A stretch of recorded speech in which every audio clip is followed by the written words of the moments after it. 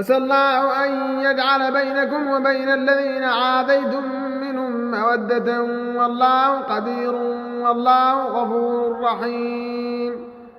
لا ينهاكم الله عن الذين لم يقاتلوكم في الدين ولم يخرجوكم من دياركم أن تبروهم وتقسطوا إليهم إن الله يحب المقسطين.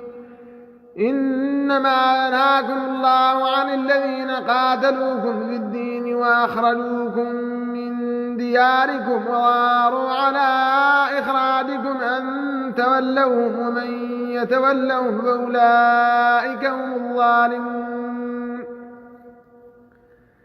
يا أيها الذين آمنوا إذا جاءكم المؤمنات مهاجرات يمتحنوهن الله أعلم بإيمانهن فإن علمتموهن مؤمنات فلا ترجعوهن إلى الكفار لا هن حل لهم ولا هم يحلون لهن وآتوهم ما أنفقوا ولا جناح عليكم أن تنكحوهن إذا آتيتموهن أجورهن ولا تمسكوا بعصم الكوافر واسألوا ما أنفقتم وليسألوا ما أنفقوا ذلكم حكم الله يحكم بينكم والله عليم حكيم.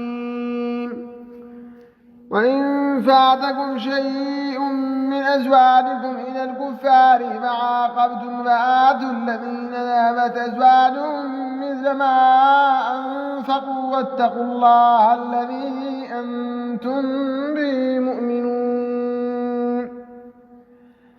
يا أيها النبي إذا جاءك المؤمنات يبايعنك على أن لا يشركن بالله شيئا ولا يسرقن ولا يزنين ولا يقتلن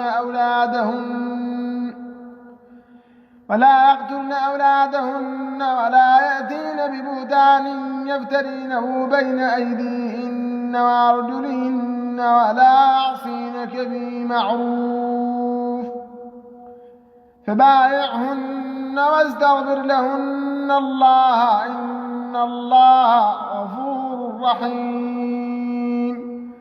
يا أيها الذين آمنوا لا تتولوا قوما غضب الله عليهم